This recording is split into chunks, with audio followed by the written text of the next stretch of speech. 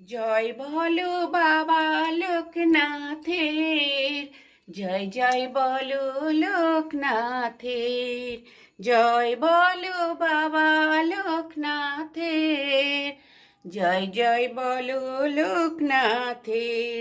18ই ভাদ্র মঙ্গলবারে বারতি ছিল কচুয়া ধামে।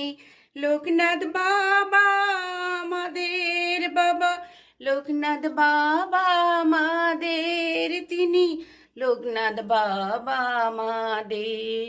জয় বলো বাবা লোকনাথের, জয় জয় বলো লোকনাথের।